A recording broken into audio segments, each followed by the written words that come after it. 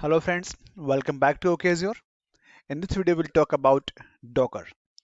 But before that, let's go and see why do we need to understand Docker.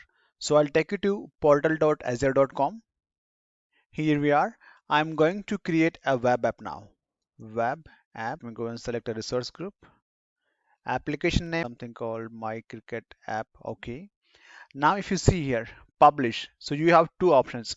One is code, second one is Docker container. So if I go and select Docker container, I have to choose the operating system, Linux or Windows. So I'll choose Linux here and I'll keep other things as is. If you see the next tab, it says Docker. Let me click on this one. Now, if you see under options, there are two options. One is single container and then next one is Docker Compose preview option. Let's go with the first one. Now, image source is very important to understand. If you see here in the drop down, you have a couple of options to choose from. Quick Start is there, Azure Container Registry, Docker Hub, and Private Registry. So you have to go and select where you have your image. So if I choose Docker Hub, I have to select the access type and I have to give the image name and tag and all. All right. So, but for now, let me just go and select Quick Start. So if you see here, there is one sample available to us and the image name is here, nginx, web server default site. All right, for Linux environment.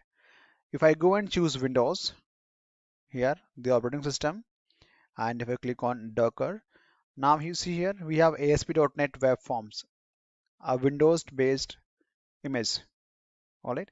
Now, if you really want to understand the Azure web app, you should know about the Docker and the other options.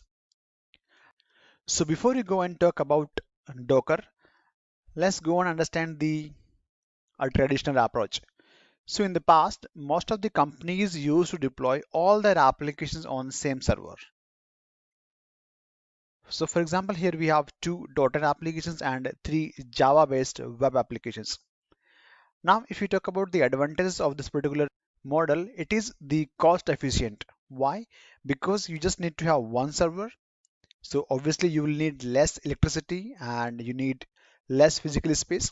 There will be less license cost, for example, antivirus and all your resources because you have multiple applications consuming the same resources. And obviously there will be less maintenance because you just have only one server. So here we know about the advantages of this particular model. But now the problem comes when, for example, you see you have two applications using same .NET libraries. And in case if you want to change or update some libraries for one application, it is going to impact the other application as well, right? Because both of the applications are using the same environment.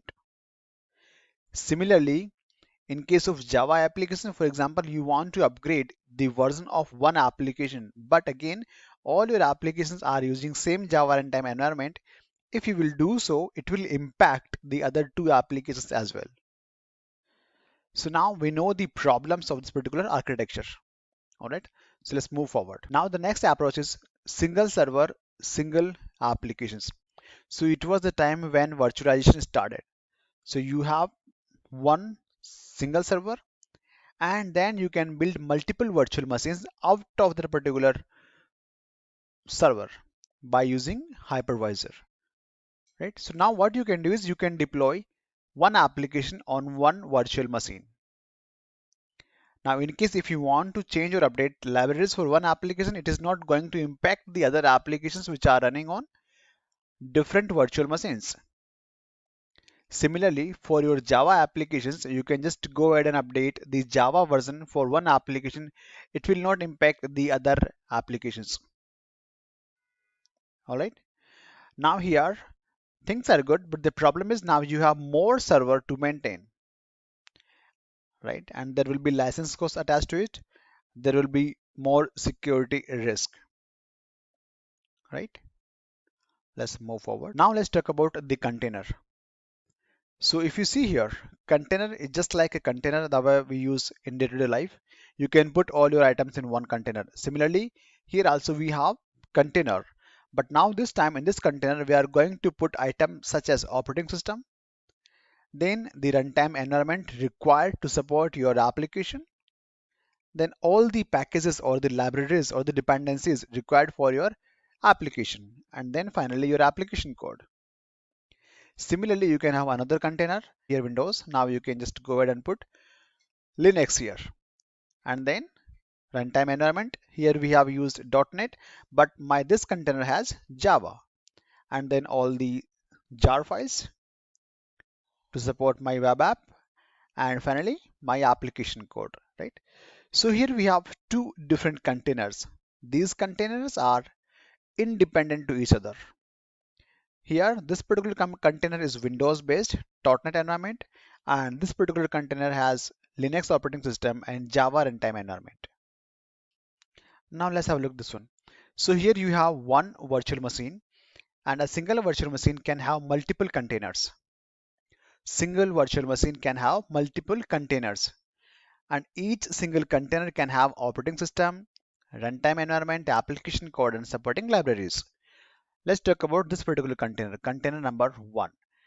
So this particular container has Linux operating system, Java environment, application code, and other supporting jar files.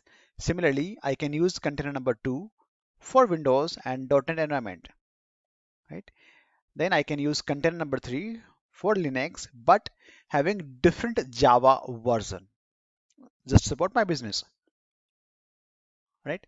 So similarly, I can use each single container for each single application, and each container is independent of the others.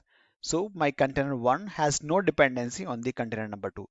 In case if container 1 goes down, my applications running on different containers will be available to the users. If I have to change the runtime environment, if I have to change the package or the library, I can do that for each single container without impacting the applications running on other containers. Now we know about the container. The next question is, how can we maintain these containers? So to maintain these containers, we have something called container engine, and Docker is an example of a container engine. So by using a container engine or Docker, you can create multiple containers, you can delete, you can move, you can upgrade, you can do whatever you want to do with a container. All right. So if you see here, this is your Docker content, Docker, and it has got multiple containers, and each container can have different environment depending on your business need. Now let's go to the Azure portal and let's go and create a new container instance. So I'm here at the portal.azure.com. I'll go to container instances. So let's go and create one. So let me just go and select the resource group name. Container name you have to select. So for example, I'll call it as dev container. Location. Now I told you earlier, image source is very important to understand.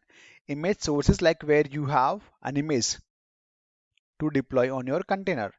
So if I go to container registry, I have to select other options. If I go and select Docker app, I have to pass the image name and all. But for now, because I don't have anything, so I'll simply go ahead and click on quick start images. And I'll go with this particular image, Microsoft ACI Hello World Linux based. All right, let me just go and click on next. I'll keep rest of the things as is, but you need to understand this particular port number and DNS name. I'll just pass dev container. Okay, it should be a fully qualified domain name. Click on next, review and create. So this is how you can go ahead and create a container instance. Now you can see here deployment is in progress. All right, so now we have our container instance ready. Let's go to the resource. So if I go and select this particular fully qualified domain name and I'll go to the browsers tab, hit enter. So you can see welcome to Azure container instance, right? So this is how you can go ahead and create a container instance, and then you can use this instance to deploy your code. I hope you have got the idea that why do we need to understand container, and I believe now you know what is a container, what is a Docker now, and you can just simply go ahead and create a container instance in Azure portal. Thank you for watching. Bye for now.